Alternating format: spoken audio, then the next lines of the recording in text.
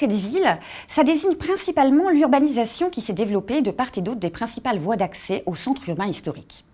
À partir des années 60, ces entrées de ville sont très souvent devenues de vastes zones commerciales, constituées d'immenses parkings, eux-mêmes cernés de ce qu'on appelle parfois des boîtes à chaussures, c'est-à-dire des supermarchés et des bâtiments à usage commercial d'architecture assez sommaire. Ces entrées de ville font désormais partie intégrante de nos paysages et de nos villes, et on considère qu'elles couvrent en France une superficie de 500 millions de mètres carrés.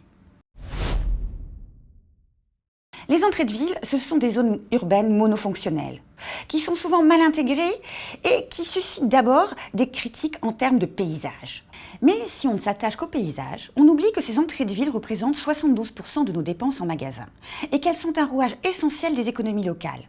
Et sur ce point, il faut être clair et réaliste. On ne fera pas partir les commerces des espaces pour les remplacer par des logements ou des espaces verts. Les entrées de ville, ce sont donc des enjeux environnementaux, économiques et sociaux très imbriqués qui ne seront pas réglés par de simples travaux d'embellissement.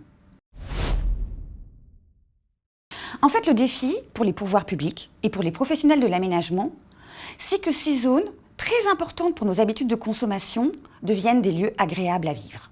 Et pour cela, il faut complètement les repenser pour en faire de véritables quartiers mixtes, alliant commerce, habitation, bureaux et équipements publics. Concrètement, ça passe par la création de logements, par la construction de parkings en silo, par l'implantation d'écoles, mais aussi par la végétalisation massive des espaces et par la désimperméabilisation des sols.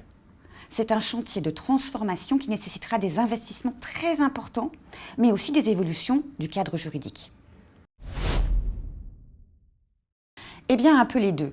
À l'heure où la sobriété foncière devient une priorité, ces entrées de ville constituent un formidable gisement d'espace, si l'on accepte de repenser nos manières d'habiter ou de consommer. Les architectes débordent déjà d'idées pour transformer ces zones commerciales, les rendre tout simplement habitables. Pour faire avancer ces sujets, le 120e Congrès des notaires de France a notamment travaillé sur une proposition visant à favoriser et accélérer la transformation des zones commerciales des entrées de ville.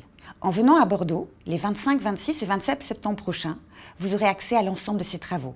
Merci de votre attention.